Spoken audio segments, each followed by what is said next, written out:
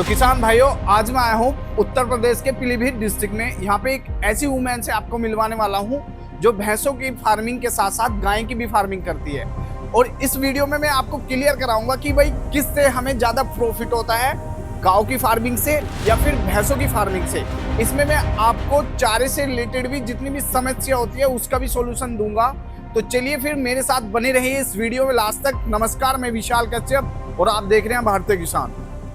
तो चलिए किसान भाइयों, जानते हैं इस बारे में। नमस्कार मैम। नमस्कार, कैसे हैं आप? बहुत बढ़िया मैम। वेलकम जी, मैंगो डेयरीज कैंपस। बहुत बहुत धन्यवाद। तो थोड़ा सा परिचय दे दीजिए अपना।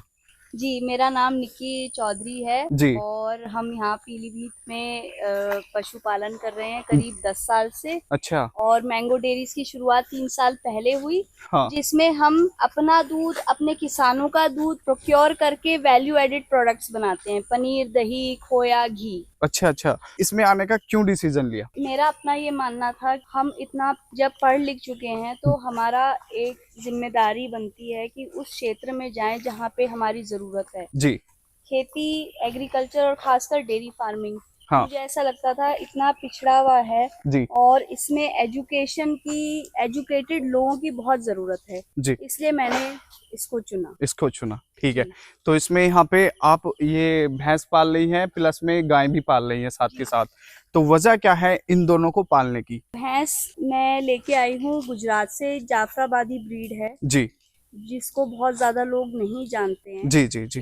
ये दुनिया की सबसे भारी हाँ भैंसों में से आती है। हाँ। और जो इसका फैट कंटेंट है वो भी बहुत दूध अच्छा का जो है। होता है। तो वहाँ के गुजरात के जो कारीगर हैं, हलवाई हैं, वो मिठाई इसी के दूध से बनाते हैं। तो एक मेरे को रिसर्च करनी थी इस ब्रीड पर, जी तो उस क्यूरियोसिटी से मैं इसको लेकर आई। और जब मैं लाई तो वाकई मैंने देखा ये पशु इतना क्लाइमेट रेजिलिएंट है, जी इतना मजबूत है। जी इसको पालने का, संभालने का एक तो खर्चा बहुत कम है जी। और ओवरऑल ये प्रॉफिट भी अच्छा जनरेट करता जैसे वहां से आप लेकर आई, गुजरात से आप यहाँ पे उत्तर प्रदेश में लेकर आए है। जी पीलीभीत में, वहाँ का क्लाइमेट कुछ हो रहा है, यहाँ का कुछ हो रहा है। सरवाइव अच्छे से करेगी या फिर कुछ ऐसी चीजें आपने यहाँ पे दी आके जो ये यहाँ पे सही से रह पाई? वहाँ का क्लाइमेट और यहाँ का क्लाइमेट करीब करीब सेम है। अच्छा अच्छा। उतनी ही उमस और उतनी ही गर्मी वहाँ है, उतनी ही यहाँ है। जी। तो ऐसा कोई हमें प्रॉब्लम नहीं हुई। अच्छा अच्छा। और दूसरा मुझे इसमें यही बताइए कि भाई जैसे काउ फार्मिंग करते हैं किसान, बहुत से कर रहे हैं भैंसों से रिलेटेड। तो इसमें आपको क्या बेटर लगता है, आप क्योंकि दोनों कर रहे हैं? मैं दोनों की विशेषताएं बता देती हूँ। जी जो भैंस को हम पालते हैं, मैंने जैसे बताया, जी। अगर देखिए दोनों में ब्रीड अच्छी होना बहुत ज्यादा जरूरी है। चाहे आप गाय पालें चाहे आप भैंस पालें। तो जब आप डेयरी फार्म शुरू कर रहे हैं, हाँ। तो बहुत जरूरी है कि आप अच्छी ब्रीड का पशु लाएं। जी जी जी। सबसे इम्पोर्टेंट। दूसरा, अब हम दोनों की अपनी अपनी विशेषताएं जानते हैं। देखिए जो भैंस है, मैंने बताया जैसे, हाँ। अगर अच्छी ब्रीड है ना तो वो आपसे ज्यादा खर्चा नहीं कराएगी मैनेजमेंट का, क्योंकि वो नेचुरली बहुत रॉबस्ट होती है, क्लाइमेट रेजिलिएंट होती है और आपको बराबर अच्छा दूध देगी अगर आपका मैनेजमेंट अच्छा है। गाय थोड़ी सी, अगर जिस तरीके का अगर हम पशु देख रहे हैं कमर्शियल डेयरीज पे, वो HF क्रॉस है, जी मतलब जी जी जी विदेशी जी जी, नस्ल बिल्कुल आई है। बिल्कुल बिल्कुल। तो वो क्योंकि यहाँ का पशु नहीं है तो उसमें क्लाइमेट रेजिलियंस कम है। हाँ। इस नाते हम देखते हैं कि वो जल्दी जल्दी बीमार पड़ती है, बीमार तो उसमें पड़ती है। पालने हाँ। का खर्चा बढ़ जाता है। जी। दूसरी चीज, गाय को बेचना बहुत कठिन है। गाय की कोई बिक्री नहीं है। सही कह रहे हैं। अगर गाय बीमार हो जाए, दूध देना बंद कर दे, तो आप उसको, उसकी कोई कीमत नहीं ले सकते। भैंस के साथ ऐसा नहीं है। हाँ। तो फार्मर के लिहाज से भैंस पालन ज्यादा प्रॉफिटेबल, ज्यादा बेटर है। तो मैम मुझे ये बताइए, जो भी कोई काम करता है स्टार्टिंग में तो डिफिकल्टी भी काफी आती है हमको, तो उसमें आपने क्या एक्सपीरियंस किया? हम लोगों ने जब डेयरी फार्मिंग शुरू की तो हम लोगों को अनुभव नहीं था पशुपालन का। जी। और दूसरी समस्या ये, जैसे मैंने कहा, ये पशुपालन, डेयरी फार्मिंग बहुत ज्यादा पिछड़ा हुआ सेक्टर है कंट्री में। तो हमारे इस पूरे इलाके में, ज्योग्राफी में, खासकर यूपी की बात करें, हाँ। तो एक अच्छा ऑर्गेनाइज्ड कमर्शियल डेयरी फार्म था भी नहीं, जिससे हम समझ सकें, सीख सकें और अपने नॉलेज को पूरा कर सके। तो उसके लिए दो ही स्टेट्स हैं जो बहुत अच्छा कर रही हैं, पंजाब और हरियाणा में करनाल। तो हम लोग लगातार वहीं के डेयरी फार्मर्स के पास विजिट करते थे, वहाँ पे कैसे डेयरी फार्मिंग होती है, जी। कैसे न्यूट्रिशन मैनेजमेंट किया जाता है, कैसे ब्रीड डेवलपमेंट होता है। जी। वहाँ पर हमने लगातार 2-3 साल बहुत ट्रैवलिंग की और इस चीज को समझा। जी। दूसरी बहुत बड़ी परेशानी थी कि हमने दूध का प्रोडक्शन जब शुरू किया, जी। तो प्रोडक्शन तो हमने शुरू कर दिया, हाँ। लेकिन जब बिक्री पे बात आई तो यहाँ पे कोई खरीदार नहीं था। ओहो, फिर जिसको हम दूध बेच सकें। फिर उसके बाद तो अब ये समस्या फिर हमने और इसको स्टडी किया, तो छोटे छोटे जो हमारे पशुपालक थे उनके सामने भी यही समस्या थी।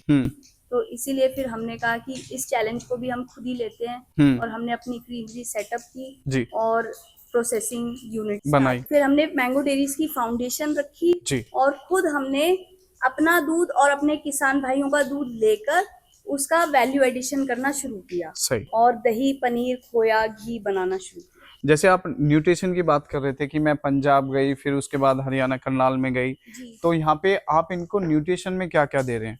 जी, हम यहाँ पर अभी तो जैसे हमने मक्का का साइलेज जी बनाना शुरू किया इस साल, जी। तो मक्का का साइलेज हम देते हैं जी। जिसकी बहुत अच्छी न्यूट्रिशन वैल्यू है, एनर्जी काफी हाई रहती है। जी जी जी। और दूसरा यहाँ पे ठंड में हम मक्खन घास, बाजरा, जी, जई, ड्राई मैटर पूरा करने के लिए थोड़ा सा व्हीट स्ट्रॉ मतलब भूसा जी, और दाने में हम मक्का का ग्रेन, सरसों की खल, इस तरीके से न्यूट्रिशन पूरा। तो मैं मुझे ये बताइए, जैसे आप साइलेज यहाँ पे यूज करते हैं, तो साइलेज में जैसे होती है हमारी मक्का, जब हम उसको लाके गिरते हैं, मतलब कि कोई भी हम जैसे हरा चारा डालते हैं लाके, तो उसमें हमारा न्यूट्रिशन भरपूर होता है।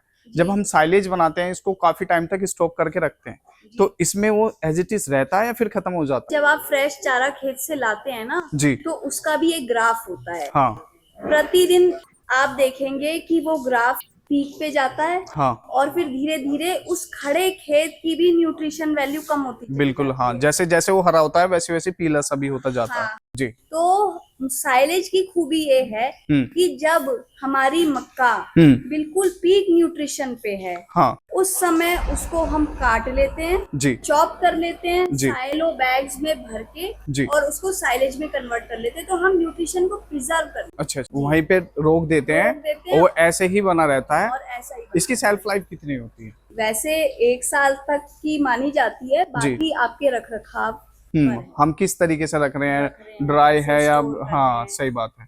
तो इसमें जैसे मक्का का ही बनता है या फिर अलग अलग उसका बनता है, ये चारे का? देखिए, ये मक्का का भी बनता है, ये बाजरे का भी बनता है, जी, जई का भी बनता है, नेपियर का भी बनता है। तो हम लोग अब आने वाले सीजन में ठंड के नेपियर का, जई का और गन्ने का बनाएंगे। गन्ने का बनाएंगे। इसकी जो बनने की प्रक्रिया है उसके बारे में मुझे समझाइए आप प्लीज। तो ये हमारा साइलेज मेकिंग सेटअप है। जी मैम। और ये हमारी साइलेज मेकिंग मशीन है जी, 4D। जी। और इसमें हम लोग जो खड़े खेत से मक्का काट के लाते हैं, जी, उसको इसमें डालते हैं।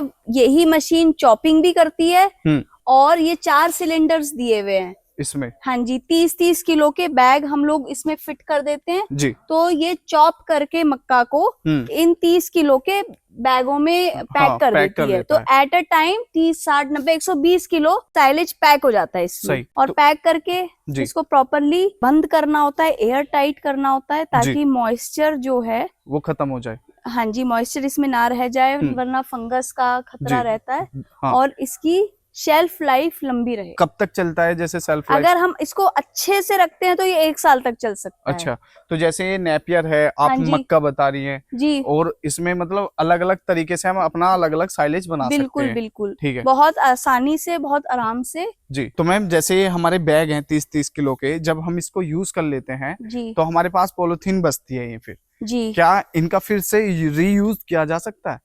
हाँ जी, देखिए, जो हमने जो बैग्स लिए हुए हैं ये बहुत अच्छी क्वालिटी के बैग्स हैं जी। और इसमें जो क्वालिटी ये है उसके हिसाब से 3 से 4 बार हम लोग यूज कर सकते हैं, रीयूज कर सकते हैं। करीब ये 18 रुपए का हमें एक बैग पड़ता है। अच्छा, 30 किलो का। अच्छा अच्छा। तो मैम मुझे ये बताइए, जैसे आपको 10 से 12 साल का एक्सपीरियंस हो गया, मैंने ये भी देखा कि भाई जो फार्मर हैं, डेयरी फार्मिंग करते हैं, 10 से 12 साल तो टिक ही नहीं पाते, 2 से 4 साल के अंदर ही वे बंद कर देते हैं फार्म। उसका रीजन बताइए क्या होता है? इस क्षेत्र में भी बहुत सारे डेयरी फार्म्स खुले थे। बड़ी दुख की बात है कि तमाम फार्म्स यहाँ पर बंद हो गए। जी जी। और उसके बहुत सारे कारण हैं। इसमें से एक सबसे बड़ा कारण मुझे लगा यहाँ इस क्षेत्र में तो यही था जी कि खरीदार कोई नहीं था। दूध का खरीदार नहीं था, कोई मिल्क प्रोसेसर नहीं था। जी मार्केटिंग में किसान को बहुत ज्यादा दिक्कत आ रही थी दूध की। जी दूसरा नॉलेज का अभाव, जैसे मैंने आपको बताया। जी न्यूट्रिशन मैनेजमेंट क्या होता है, कैटल मैनेजमेंट क्या है, जी कैसे हमें पशुपालन अच्छा करना चाहिए कि गाय बनी रहे, स्वस्थ बनी रहे और अच्छा दूध देती रहे, जी उसकी नॉलेज की बहुत बड़ी कमी है। तीसरा, ब्रीड डेवलपमेंट, एक अच्छी ब्रीड ना होना जी आपके डेयरी फार्म पर, उससे आप प्रॉफिटेबल नहीं कर पाएंगे। सही बात है। तो ये 3 सबसे बड़े कारण। बिल्कुल। और चौथी सबसे बड़ी कमी जो हमने देखी वो है चारे की सही व्यवस्था ना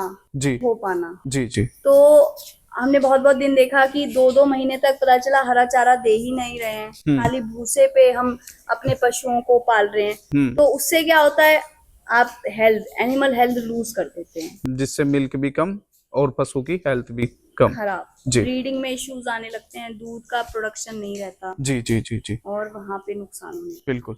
दूसरा, ये स्ट्रक्चर के बारे में बताइए जो आपने बनाया हुआ है, किस तरीके से अगर फार्मर बनाना चाह रहा है उसको बनाना चाहिए। देखिए, अगर आप डेयरी फार्मिंग शुरू कर रहे हैं तो सबसे बेसिक और पहली चीज है कि आप शेड इस हिसाब का बनाए कि एनिमल आराम से कंफर्टेबली रह सके। अच्छा। हमने जो स्ट्रक्चर बनाया है वो इस तरीके से बनाया कि हमारी, देखिए, पानी की चरे हैं जी, एनिमल फ्रीली मूव करता है। बिल्कुल हमने बिल्कुल इसको रस्सी से नहीं बांधा हुआ जी, फ्री मूवमेंट है। बिल्कुल हमने खुला हुआ है। थोड़ा सा ये इधर पक्का किया हुआ है जहाँ पे खड़े होके पशु खाता है। हाँ, उधर आप पीछे देखेंगे हमने कच्चा भी छोड़ा हुआ है जहाँ वो बहुत आराम से बैठ सकता है। जी बिल्कुल। उसको बैठने में दिक्कत नहीं आएगी, उसके थनों में इन्फेक्शन नहीं होगा।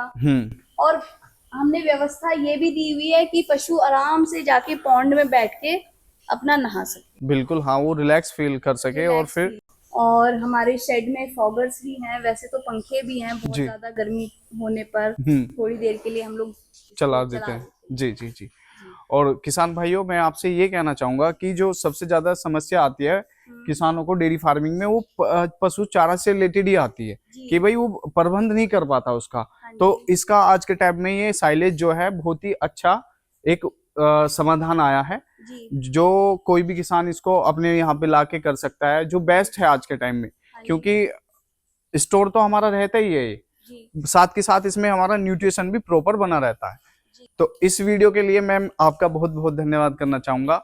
और किसान भाइयों, इस वीडियो को उसके पास जरूर शेयर करें जो डेयरी फार्मिंग करना चाहता है। अगर आपने भी इससे कुछ सीखा है तो कमेंट में जरूर बताना। अभी के लिए बहुत बहुत धन्यवाद। मिलता हूं दूसरी वीडियो में। जय हिंद।